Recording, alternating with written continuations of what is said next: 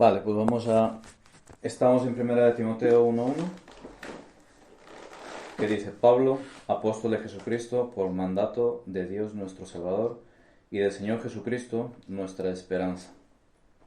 La semana pasada pues concluíamos por una parte con esto, ¿no? De examinarnos si estamos persiguiendo o no a Cristo, y por otro lado también veíamos que cuando Pablo se identifica como apóstol de Jesucristo, él quiere dejar en claro de dónde proviene su mandato, ¿no? Quién es el que le enviaba a hacer lo que estaba haciendo. Y por otro lado vamos a ver hoy por qué Jesucristo tiene esa autoridad para mandar a Pablo, ¿no? Porque muchos en ese entonces tenemos que saber que cuando Pablo escribe esta carta, ya en el primer siglo, se encontraba en una situación bastante peculiar. En la que se encontraba es que la iglesia se estaba formando, por una parte, pero por otro lado sabemos que el imperio romano estaba gobernando toda la región, ¿no? Donde estaban todas las iglesias. ¿Y qué es lo que ocurría con ellos en ese instante, en ese momento? El César, que era el que gobernaba todo el imperio, estaba volviendo a resurgir el que sea adorado como un dios, ¿no? Entonces, él lo que exigía a todos los súbditos del imperio, era ser adorado como un dios. Él lo exigía, ¿no? Entonces, todo eso estaba resurgiendo, y como ellos lo que hacían muy bien era implantar sus ideas en toda la región donde ellos gobernaban, pues lógicamente en las ciudades donde estaban las iglesias, y no diferente aquí en Éfeso donde está Timoteo en este caso, pues todo eso, esas ideas están en la sociedad, están en el día a día de la gente, ¿no? La gente, digamos que unos obligados y otros no, tienen esa idea en la mente, de adorar al César, de rendir el culto al César, a todo lo que tenía que ver con el imperio romano, ¿no? Y entre esas cosas están sus dioses, los dioses del imperio romano, que a fin de cuentas son los dioses griegos. Lo que pasa es que lo adaptaron a ellos, le cambiaron el nombre, pero eran los mismos dioses. ¿Y qué es lo que ellos pensaban de esos dioses, ¿no? Porque tenían varios dioses, ¿no? Un dios para una cosa, otro dios para otra cosa, un dios del cielo, un dios de la tierra, otro del mar, ¿no? Tenían varios dioses. ¿Y qué es lo que ellos hacían con los dioses? Es que en función de lo que usted quisiera, usted iba al dios adecuado y le pedía, ¿no? Le rendía culto y le pedía lo que usted necesitaba, ¿no? Pues eso es lo que estaba en la mente de la sociedad, del día a día de ellos. Ellos pensaban eso, ¿no? Pues hoy, yo qué sé, lo que pasa también hoy en día aquí. Necesito sanidad, pues me voy a la Virgen de no sé qué. Necesito un trabajo, pues a la otra Virgen. Me voy al santo tal, ¿no? Pues ellos vivían más o menos parecido a lo que vivimos hoy en día. Entonces, cuando ellos se acercaban a uno de esos dioses, ¿cómo se dirigían a ellos? Le ponían un título, ¿no? El cual nos es muy conocido a nosotros. Digamos que sería el equivalente a Señor, ¿no? Ellos lo llamaban Señor a esos dioses y también al César. ¿Para qué? Para darle, digamos, atribuirle esa deidad, esa capacidad de hacer lo que ellos querían que hiciera, ¿no? Entonces ellos iban a César, decían que era el Señor, en mayúsculas, porque creían que él tenía la capacidad de hacer lo que la gente quería, ¿no? Y eso se lo atribuían a cada uno de los dioses que tenían ellos ahí. Entonces por eso Pablo aquí, cuando le escribe a Timoteo, porque recuerden que Pablo está en Roma, la capital del imperio, donde el paganismo, el culto a los dioses, el culto a César era más intenso todavía.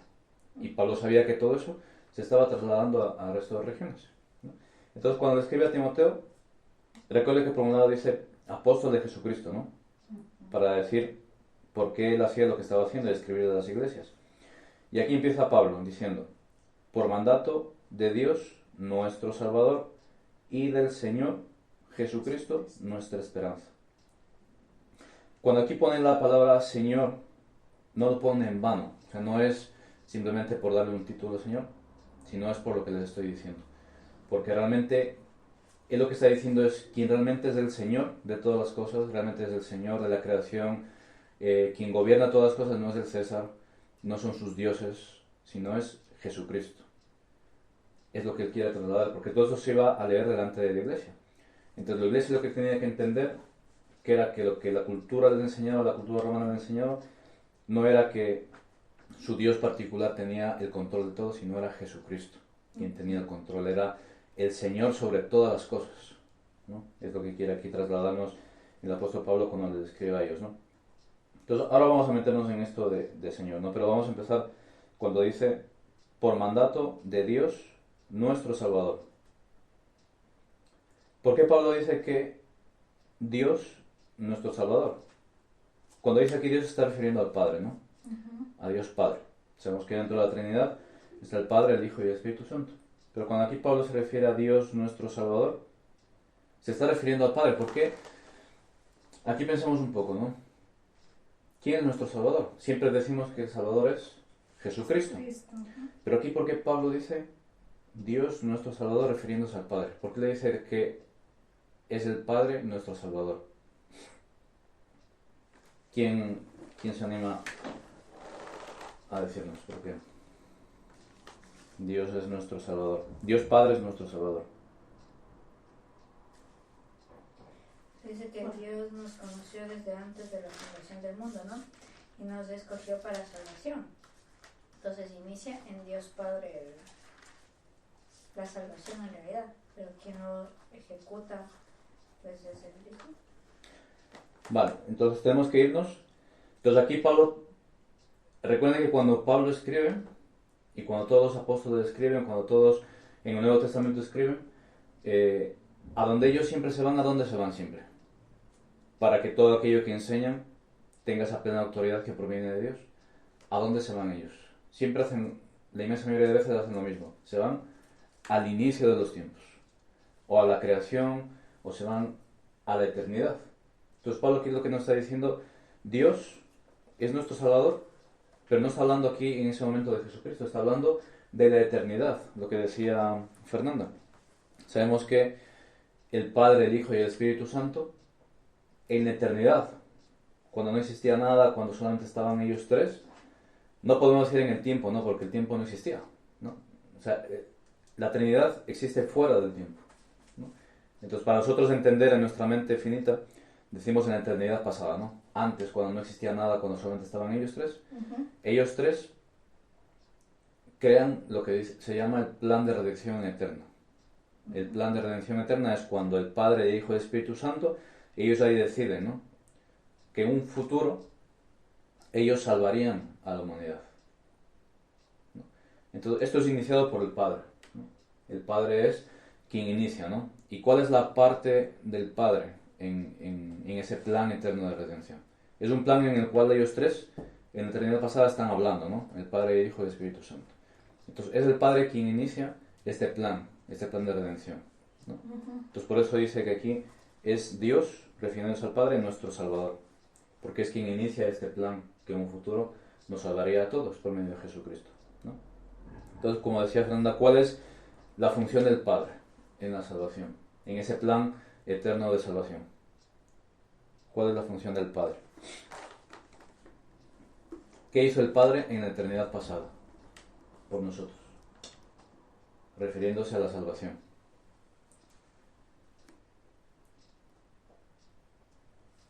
¿Usted qué cree, hermana? Pues yo creo que era pues la venida de Cristo aquí en la tierra, ¿no? Sí, por una parte sí. Pero antes de que diga al Hijo, tú vas a la tierra para salvar a los hombres, un poco antes de eso, ¿qué hizo el Padre por nosotros? Porque antes de ir a salvar a alguien, hay que saber a quién va a salvar, ¿no? Claro, por la humanidad, a la humanidad. Entonces lo que hizo el Padre fue elegir, primeramente, ¿no? En la eternidad, primeramente eligió a esas personas por quien el Hijo iba a venir para salvarlas. El Padre en la eternidad primeramente eligió ese pueblo, esa gente por quien el Hijo iba a venir a salvar.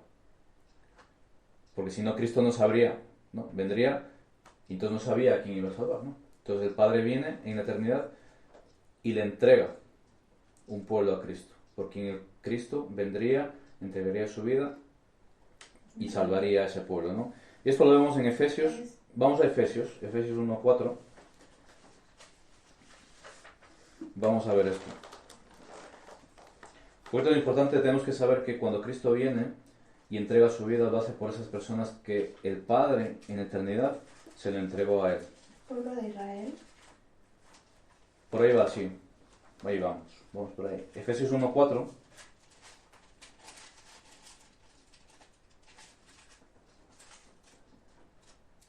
Vamos a leer desde el 3, Efesios 1.3. A los judíos, ¿no? Efesios 1.3. Efesios 1:4. Según nos escogió de la... Vamos a leer desde el 3. Si quiere usted leerlo, mi hermano. Efesios 1.3. Bendito sea el Dios y Padre de nuestro Señor Jesucristo, que nos bendijo con toda bendición espiritual en lugares celestiales en Cristo, según nos escogió en Él antes de la fundación del mundo, para que fuésemos santos y sin mancha delante de Él. El siguiente también. En amor, habiéndonos predestinado para ser adoptados hijos suyos por medio de Jesucristo según el puro afecto de su voluntad. Ahí está. Aquí eso es muy denso, ¿no? Lo que estamos mirando aquí. Primeramente en el 3 nos dice: bendito sea Dios y Padre de nuestro Señor Jesucristo. Entonces ya vemos que es la primera persona de la Trinidad, ¿no? Uh-huh. Dice, nos bendijo en el pasado. Eso, o sea, ya ocurrió. Con toda bendición espiritual en los lugares celestiales. ¿En quién nos bendijo? Es en Cristo. Entonces, aquí una cosa que tenemos siempre que tener en cuenta es que todo aquello que nosotros como cristianos somos, todo aquello que nosotros tenemos, no es en nosotros mismos, sino es en Cristo, a través de Cristo. Las bendiciones que recibimos del Padre es a través de Cristo. Cuando somos salvos es por medio de Cristo. Incluso lo veremos más adelante, cuando el Señor nos justifica, ¿no?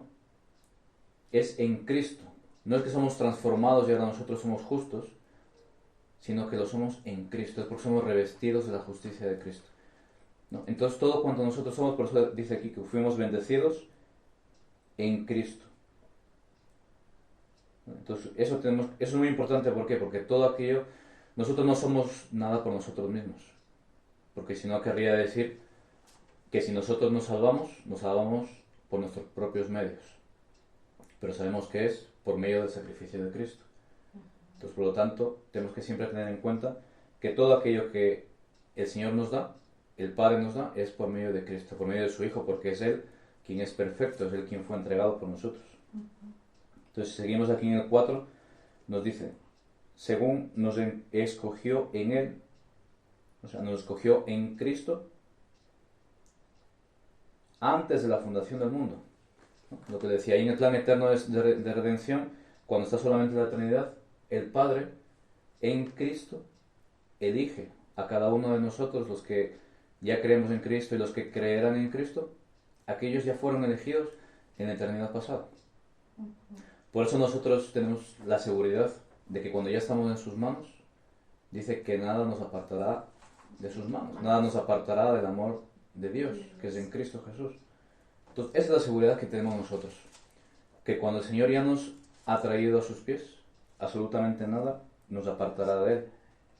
Lo dice la Escritura, ¿no? Ni lo alto ni lo profundo, nada de la creación nos apartará de sus manos. Porque el Padre, antes incluso nosotros de existir, ya nos escogió, versículo 4. Nos escogió antes de la fundación del mundo. ¿Para qué? Para que fuésemos santos y sin manchas delante de Él.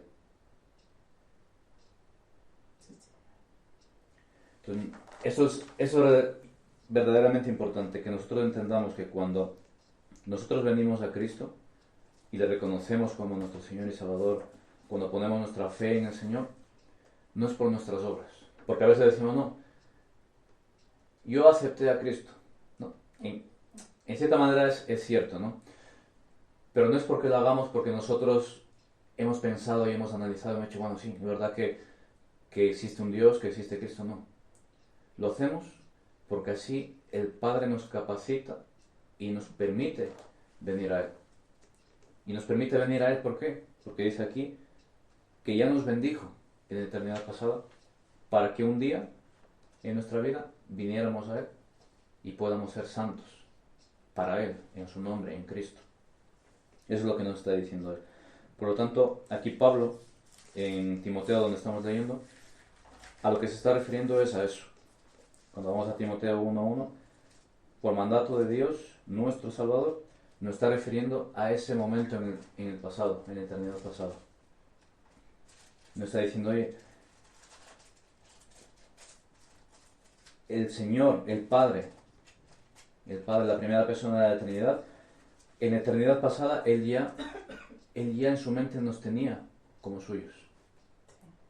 Que ocurre en la vida de cada uno de nosotros en un momento diferente. Usted vino al Señor cuando tenía que venir en su momento, cada uno de nosotros venimos en su momento, cuando el Padre en el pasado ya lo vio, ¿se imagina lo importante que es eso? Y la seguridad que nos da a nosotros como cristianos, de que no es por lo que nosotros hagamos, porque si fuese por nuestras obras, nos perderíamos en cada momento, ¿no? Hoy estaríamos salvos, mañana nos volveríamos a perder, pasado otra vez volveríamos a creer, ¿no? Pero aquí nos dice que es en Cristo. Así que nosotros descansamos y estamos en las manos de Cristo.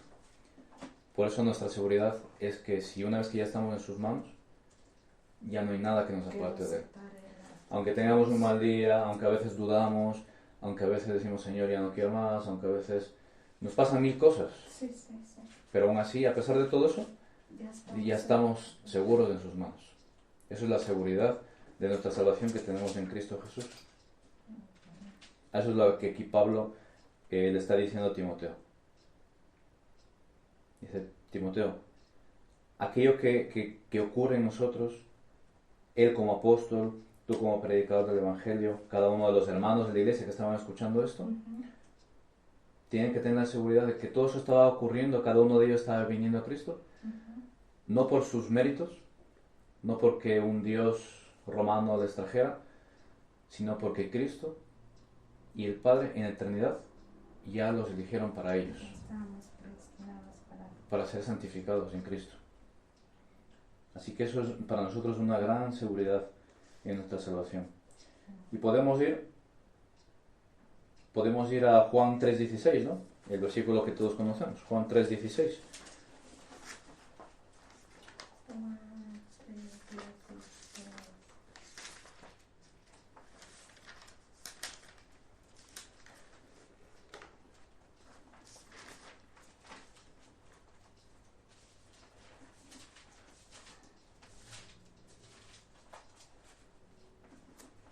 ¿Quién lo puede leer? Porque de tal manera amó Dios al mundo, que ha dado a su Hijo unigénito, para que todo aquel que en él crea no se pierda, mas tenga vida eterna. Vamos a leer un poquito más con detenimiento, ¿vale? Lo tiene bien, bueno, Juan 3:16. Porque de tal manera, ¿qué dice ahí? Amó Dios al mundo. Amó. Eso es pasado, presente o futuro. Pasado. Lo hemos visto antes, ¿no? En el pasado, en la eternidad, Dios ya amó, ¿no? Y en su mente antes de nosotros nacer, por eso dice, cuando aún éramos nosotros enemigos de Cristo, Él vino a dar su vida por nosotros, porque antes de que nosotros existiéramos, ya nos amó. Y si seguimos leyendo hasta el final, dice, ¿para qué? Para que todo aquel que en Él cree, ¿lo ven? Todo aquel que en Él cree, es decir, algo que va a ocurrir. No dice aquel que creerá como una posibilidad. Dice todo aquel que en Él cree, es decir, que algo que va a ocurrir. Porque si dice algo, quien creerá, pues queda un poco ahí a la voluntad de la persona, ¿no? Si cree o no cree, ¿no? Pero dice aquí, lo asegura. Todo aquel que en Él cree, no se pierda, mas tenga vida eterna. Es decir, aquellos que Él eligió, en su momento van a creer. Y va a ocurrir, porque así el Señor lo determinó en el pasado. Porque nos amó en el pasado y en un futuro envió a su Hijo, y aquellos que deben creer, dice, van a creer. Y no se perderán, sino que tendrán vida eterna. Sí, ve que es importante que veamos esto, ¿no? Que cuando Dios dice que nos amó, ya nos amó desde el pasado. No nos empieza a amar en el momento de que nosotros creemos, sino que aquellos que Él dijo que iban a ser del Hijo, nos empezó a amar desde la eternidad pasada.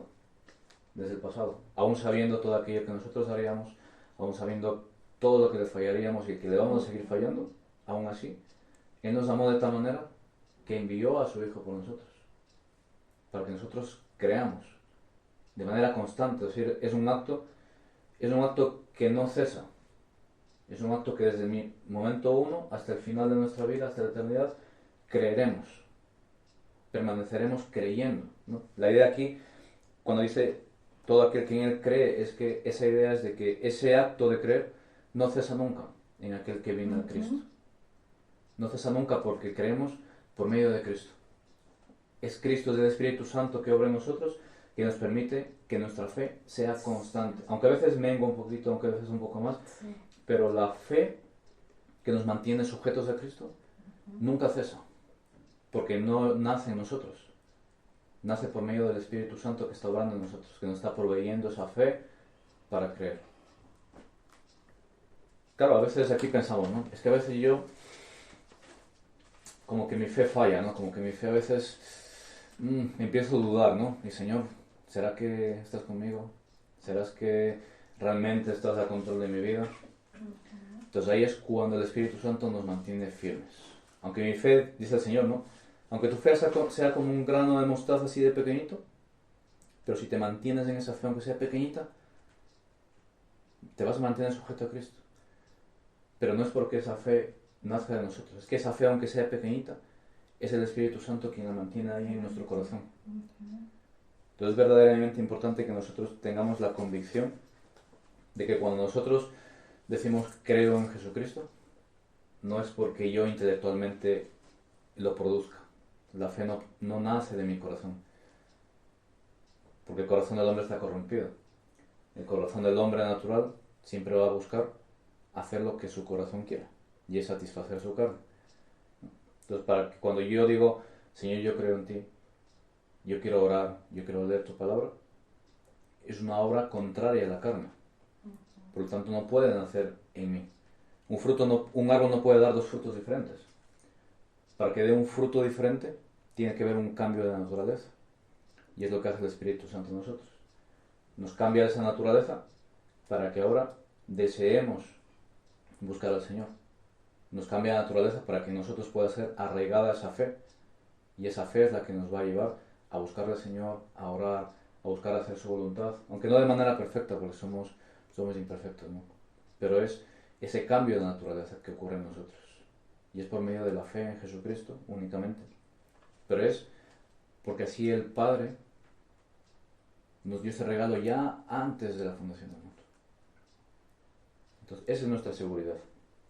Nuestra seguridad es que, por mucho que mi debilidad muchas veces me intente apartar de los caminos del Señor, es el Señor quien me va a mantener firme ahí. Y es el Señor quien siempre me va a traer hacia Él. Porque a veces, ¿no? Hay personas que pueden decir, por lo que sea que les ocurra en su vida, se enfrían tanto que parece que se alejan de Dios. Pero el Señor, ¿qué hace con los suyos? Siempre los va a traer, porque ya son suyos. Dice que nada que el Padre le da al Hijo, Él los perderá. Nada. Ninguno de nosotros nos vamos a perder si estamos en las manos del Señor. Bueno, en Juan 10:28, ¿no? Dice, y yo les doy vida eterna, y no perecerán jamás, ni nadie les arrebatará de mi mano. A veces hay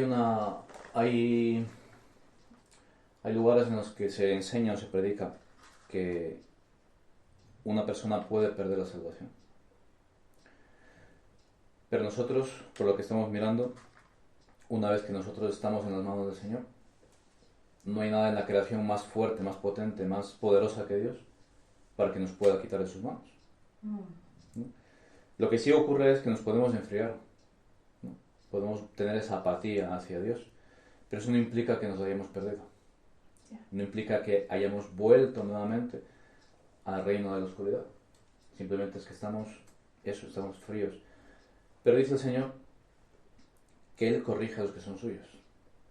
Y eso lo podemos ver, ¿no? Podemos ver que cuando alguien está así frío, está apartado de Dios, el Señor en su momento lo va a volver a traer hacia Él, ¿no? Lo trae de alguna manera, siempre le da esas oportunidades para poder volver a Él, ¿no? Pero aún así, cuando, digamos, está tan frío, está tan endurecido, el Señor lo va a traer, sí o sí, a las malas, a las buenas, y lo va a traer nuevamente a Él. Y es porque ya es suyo. Por lo tanto, esto es lo que nos tiene a nosotros que nos tiene que llevar a pensar, es que cuando nos apartemos del Señor y parezca que todo está bien, tenemos que tener la plena seguridad de que en algún momento, si nos endurecemos tanto, Él nos va a traer a sus pies. Incluso a las malas, ¿no?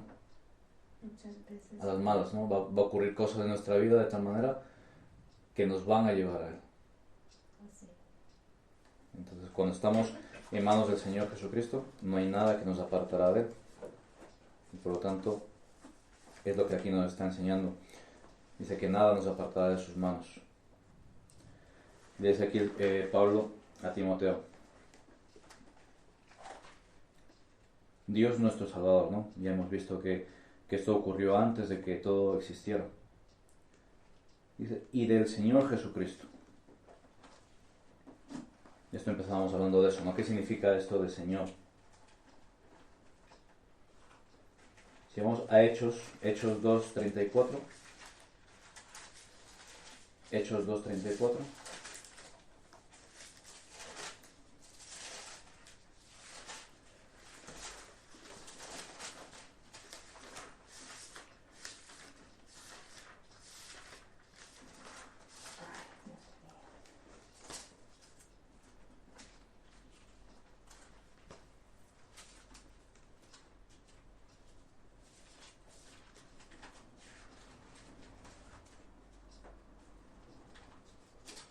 Dos, ¿no? 2:34. Hechos 2:34. ¿Dónde está hecho? ¿No? Después de Juan. Ya. 3. 2:34 al 36. Ya. Ya lo mi hermano, ¿sí tiene? 2, 34, 36, ¿no? Sí. Dice así: porque David no subió a los cielos, pero él mismo dice: dijo el Señor a mi Señor, siéntate a mi derecha, hasta que ponga a tus enemigos por estrado de tus pies.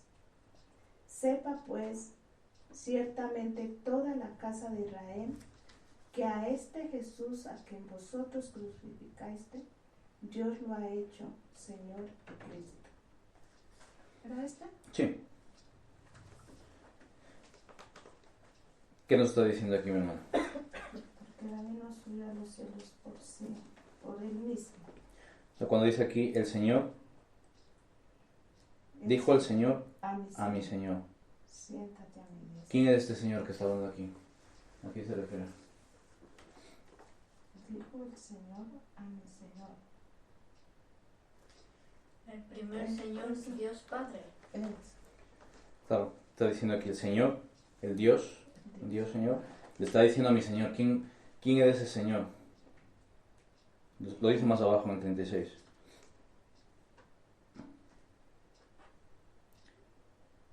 Dice, sepa pues ciertamente toda la casa de Israel que a este Jesús, a quien vosotros crucificasteis, Dios le ha hecho Señor y Cristo. Porque David no resucitó, ¿no? David murió y le enterraron. Pero quien resucitó fue Cristo. Entonces aquí cuando está utilizando esta palabra aquí, Señor, recuerden que, lo que le digo, ¿no? Lo que había en la mente de los romanos, ¿no? Que todos sus dioses eran señores, porque les atribuían esas funciones, ¿no? Pero aquí lo que está diciendo es, quien realmente es Señor de toda la creación, de todas las cosas, es Cristo. ¿Por qué es Señor de toda la creación? Porque Él murió, resucitó y venció a la muerte. Porque también nos dice que Él fue quien creó todas las cosas por medio de Él y para Él. Entonces, por lo tanto, quien realmente se merece tener ese título de Señor es nuestro Señor Jesucristo. No un Dios de barro, no un Dios de madera, quien no puede hacer nada por sí mismo, que no puede oír, que no puede escuchar, sino el Señor de toda la creación. Aquel quien venció a la muerte en la cruz por nosotros, ¿no? Él es el Señor verdadero, el quien incluso a la muerte vence. Él es el Señor, a quien le corresponde ese título. Veamos Filipenses 1, Filipenses 1:2.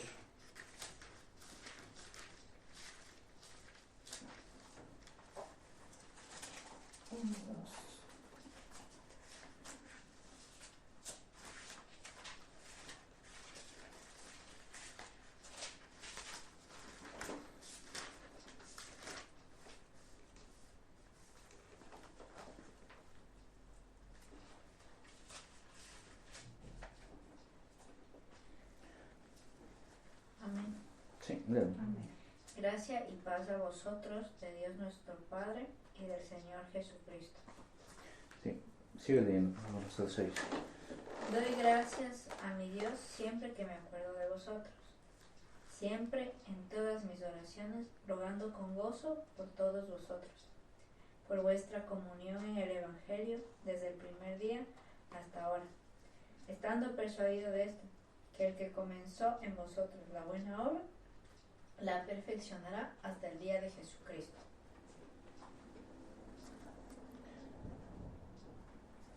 Del 9 al 11. Y esto pido en oración, que vuestro amor abunde aún más y más en ciencia y en todo conocimiento, para que aprobéis lo mejor, a fin de que seáis sinceros e irreprensibles para el día de Cristo, llenos de frutos de justicia, que son por medio de Jesucristo, para gloria y alabanza de Dios. Decimos aquí, está escribiendo también Pablo, está refiriendo a nuestro Señor Jesucristo como aquel por quien nosotros podemos hacer todas esas buenas obras, por medio de quien podemos nosotros crecer en conocimiento de Él, por medio de quien podemos llevar ese fruto de justicia, como dice aquí. Y ese fruto de justicia dice que es para gloria y alabanza de Dios. Pero vemos que esa justicia que nosotros podemos llevar, mostrar a los demás, que nos manda a ser revestidos de esa justicia, no es nuestra. Esa justicia la ganó Cristo en la cruz, pero no es nuestra. Pero sin embargo, Él nos la da a nosotros para que nos la pongamos, que es la armadura que nos habla en Efesios, ¿no? Nos tenemos que revestir esa armadura de justicia, que es la justicia de Cristo. Por eso nosotros delante del Padre, delante de Dios, nos presentamos libremente, pero no porque nosotros seamos justos, sino que somos declarados justos por Cristo. Porque recordemos que ahora ya estamos en manos de Cristo, somos suyos. Y como suyos, Cristo nos reviste con esa justicia que Él ganó en la cruz. Y por eso nosotros podemos presentarnos delante del Padre libremente y orarle directamente sin necesidad de un sacerdote, por ejemplo, ¿no? Ujú. Pero es importante que entendamos que esa justicia no es nuestra. Tenemos que entender aquí que nosotros no nos transformamos y nos volvemos justos. Dice versículo 11, Filipenses 1:11, llenos de fruto de justicia que son por medio de Jesucristo. Esto por medio de Jesucristo es importante. Es muy importante.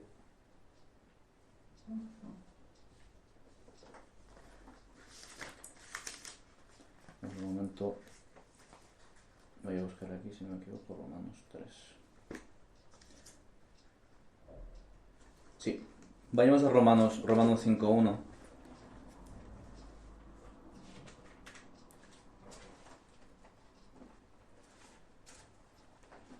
Romanos 5:1.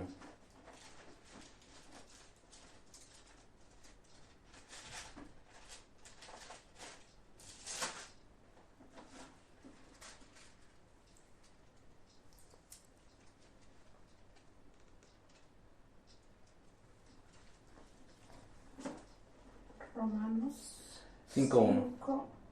5:1. Sí. Justificados pues por la fe, tenemos paz para con Dios por medio de nuestro Señor Jesucristo. Sí, aquí nos está aclarando un poquito más. Cuando dice aquí justificados, lo que les digo, no es que nosotros nos convertimos en justos. No. No es que nosotros nos convertimos en justos delante del Padre, sino que somos revestidos de la justicia de Cristo. Somos declarados justos, pero no nos convertimos en justos. Esto es diferente.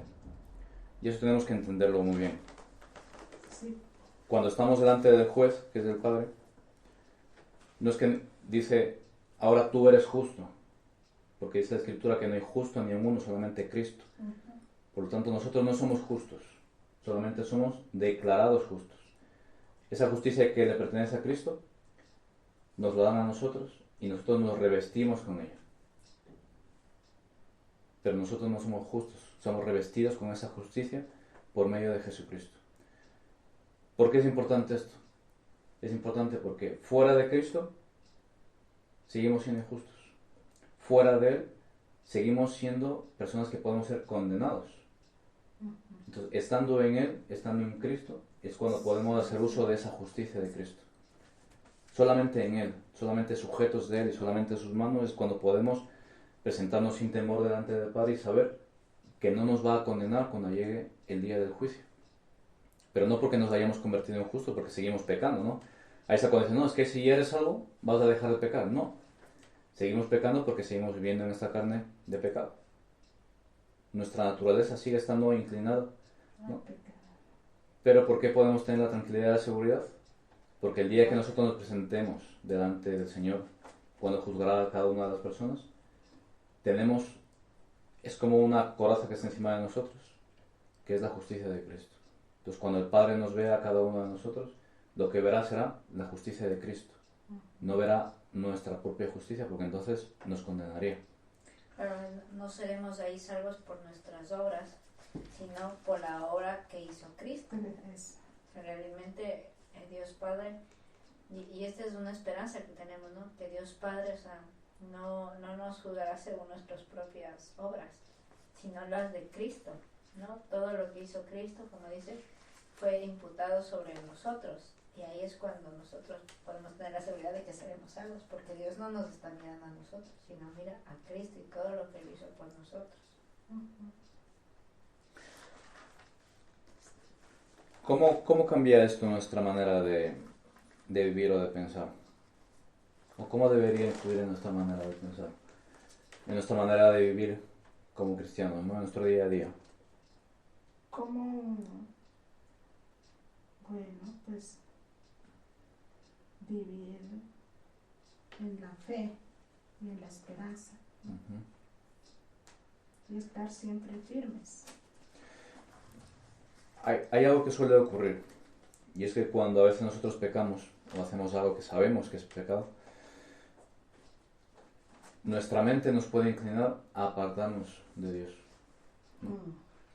Eso es algo que el enemigo usa mucho, ¿no? Nos intenta engañar, nos intenta decir, mira, es que es pecado, es que de hecho esto, no sé yo si Dios te va a perdonar, ¿no? Está ese pensamiento ahí dando vueltas, ¿no? Y es ahí cuando nosotros tenemos que venir a esta seguridad que nos da, de que no es por nuestras obras, no es porque yo sea bueno, porque no lo soy, es porque la justicia de Cristo es quien me permite presentarme delante de Dios y arrepentirme por mis pecados y ser perdonado. Aún lo más perverso, lo más vil que yo pueda imaginarme que pueda hacer, si yo me acerco a Dios y confieso mi pecado, ese pecado me es perdonado, porque la justicia de Cristo me reviste. Entonces, eso en nuestro día a día, lo que nos tiene que prevenir, lo que nos tiene que ayudar, es a que cualquier cosa que yo pueda pecar, que yo pueda hacer, tengo que tener la seguridad de que Dios me va a perdonar. Porque hay muchas personas que han cometido algo tan perverso y tan malo que creen que Dios no les va a perdonar. Y entonces se alejan cada vez más, y no es que no quieran, sino que piensan que no van a ser perdonados. Y es porque no tienen claro de que no son perdonados porque ellos hagan algo, sino son perdonados porque ponen la confianza y la fe en Jesucristo. Entonces en nuestro día a día nos tiene que llevar a que cuando hacemos algo, inmediatamente venir a Cristo. Lejos de alejarme, ¿no? Como hizo Adán y Eva, ¿no? ¿Qué es lo que hicieron ellos? Se escondieron, ¿no? Pero lejos de hacer eso, inmediatamente venir delante del Señor y pedirle perdón y restauración. Y dice que Él es fiel y justo para perdonar nuestros pecados si se los confesamos. Porque Él cuando venimos, como digo, no nos ve a nosotros. Él ve a su Hijo perfecto, que no cometió pecado, entonces nos perdona en su nombre, en su justicia. Entonces, eso es lo que a nosotros nos tiene que llevar a vivir primeramente en una vida de santidad, buscando siempre vivir en santidad, ¿no? Siempre procurando desechar todo aquello que nos puede llevar a pecar contra el Señor. Pero aún así vamos a pecar. Y cuando ocurra, inmediatamente venir al Señor y seguir caminando, ¿no? Es la vida cristiana, ¿no? Que cuando caemos, el Señor nos levanta y nos permite seguir avanzando. Nunca dudar de su perdón. El enemigo siempre nos va a llevar a dudar de su perdón. Siempre nos va a llevar a dudar de que el Señor tiene la capacidad de perdonarnos y de restaurarnos. Porque pensamos que hay pecados que podemos cometer que Dios no puede perdonar. pero Él sí nos perdona. Lo único que dice Él que es ese pecado imperdonable que habla la Escritura, ¿no? Es cuando voluntariamente rechazamos la obra de Cristo. Entonces, si rechazamos aquello que nos puede salvar, lógicamente no hay camino, ¿no? Pero mientras nosotros pongamos nuestra fe y nuestra esperanza en Cristo, en su justicia, en lo que Él hizo por nosotros, nuestra vida en Él está segura y nuestros pecados serán perdonados. Y una vez que nos presentemos delante de Él, entraremos en el cielo con Él. Pero será por sus méritos. Y por eso nosotros debemos vivir siempre una vida que agrade al Señor en agradecimiento. No buscando hacer obras para ganarnos la buena voluntad de Dios, sino hacer esas buenas obras en agradecimiento.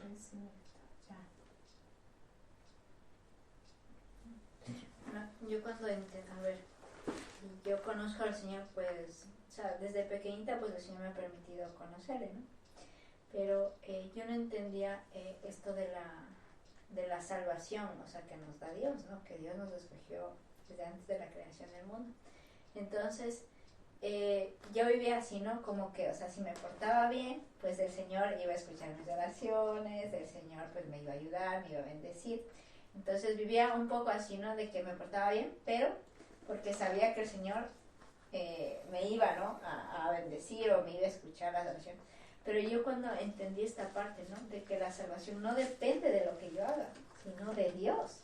O sea, la salvación me da Dios, como dice, yo te escojo desde antes de la fundación del mundo y yo te voy a amar, ¿no? Yo te voy a amar cuando de todas las cosas que has fallado te perdono y las que pecarás igual, ¿no? Y ahí es cuando cambió mi forma de vernos, lo que dice Gabriel. O sea, ahora sí es verdad que uno trata de obedecer a Dios, pero no por ganarse ese favor de Dios, sino por agradecer a Dios.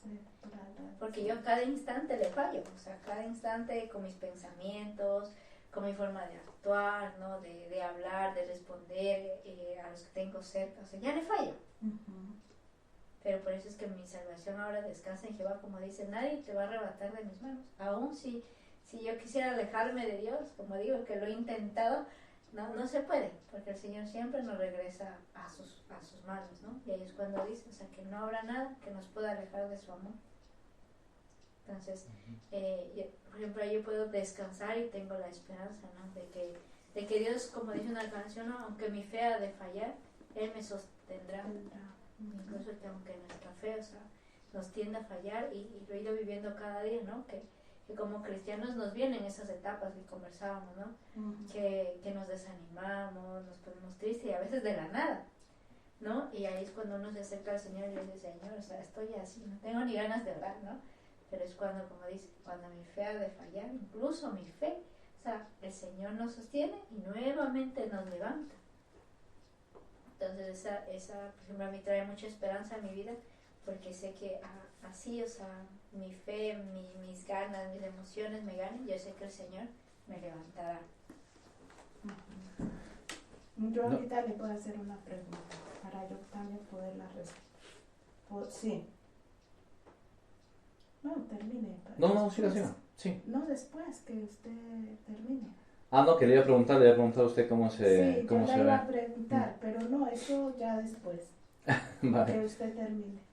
Pues si les parece vamos a ir a Hebreos 12.2 y concluimos con este versículo. Hebreos 12.2. Este versículo es el que nos va a llevar, digamos, a concluir todo lo que estamos hablando, que realmente es lo que tenemos que hacer, ¿no? Después de haber entendido lo que hemos estado mirando, es lo que nos tiene que llevar a hacer esto que nos está hablando este versículo. Entendiendo de dónde venimos, qué es lo que hizo el Padre por nosotros, el Hijo por nosotros, qué es lo que hace el Espíritu Santo por nosotros, cuál es la vida a la que estamos llamados a vivir. Entonces, en conclusión, tenemos que hacer lo que nos está mandando aquí Hebreos 12.2. ¿Qué nos dice? Hebreos 12.2.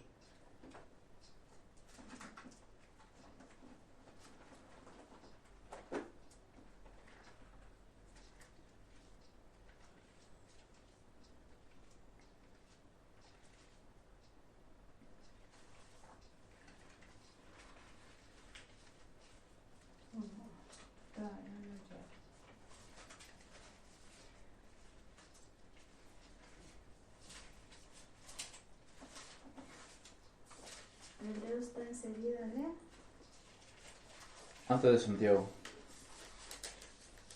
Después de Filemón, después de Timoteo. Antes de Santiago, sí.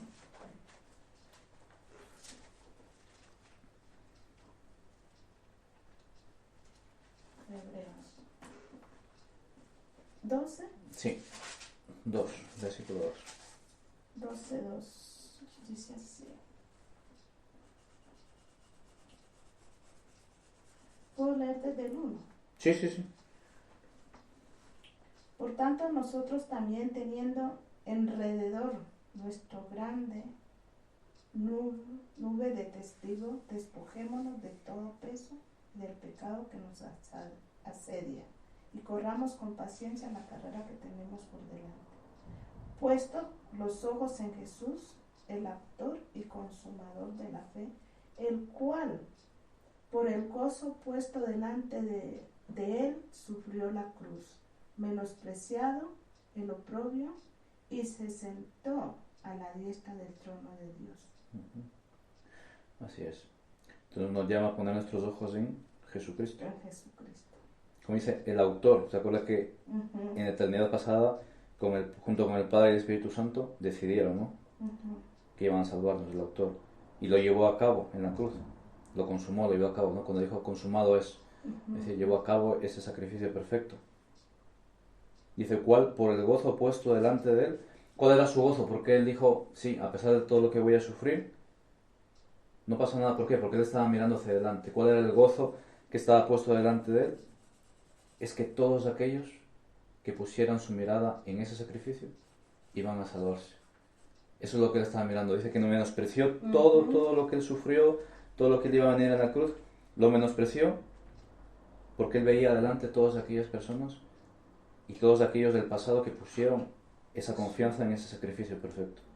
Porque desde el pasado, desde el Antiguo Testamento, aquellos que ponían su confianza en aquellos sacrificios que hacían en el templo y demás, ponían su confianza en algo que iba a venir más adelante, que era Cristo. Y todos los que veníamos después de él, ponemos nuestra confianza mirando hacia atrás a Cristo. Entonces él miraba todo eso, solamente miraba a aquellos que iban a ser salvos, poniendo su confianza en él, y no le importó nada de lo que iba a sufrir por todo aquello que vendría, que era la salvación de las personas. Entonces vamos a... Sí. Bueno, y el 3 también, que creo que eso también nos trae ese consuelo y esa esperanza, ¿no? Que dice que, bueno, en otra versión dice, ¿no? Piensen en toda la hostilidad que sufrió por parte de pecadores, ¿no? Dice, así no se cansarán ni se darán por vencidos. O sea, el hecho de nosotros considerar todo lo que sufrió Cristo, nos dice, nos debe traer esa paciencia, esa paz, ¿no? Que no nos cansaremos ni nos daremos por vencidos. Si Él lo soportó, Él también, o sea, nuestra mirada puesta en Él nos ayudará a seguir adelante, a soportar. Parece, terminemos orando por esto que hemos visto. Bendito Padre, Señor, queremos darte las gracias, Señor. Te damos muchas gracias, amado Rey, porque podemos ver por medio de tu palabra que aún antes, Señor, antes de que nada existiera, Señor, que no podemos ni imaginarlo, tú ya nos tenías en tu mente. Tú ya nos tenías, Señor, presente para salvarnos, Señor. Tú ya tenías en tu mente venir y entregarte en la cruz por nosotros, pecadores, que te rechazábamos, que obrábamos contrario, Señor, a lo que tú mandas, y que día a día, Señor, seguimos fallándote.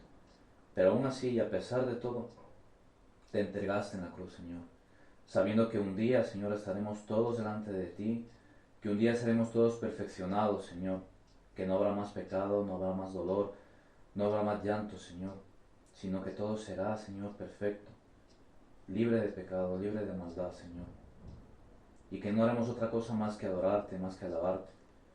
Pero mientras tanto, Señor, nos da la seguridad y la tranquilidad de que mientras estemos en esta vida, Señor, tú eres quien nos sustentará de tu mano poderosa.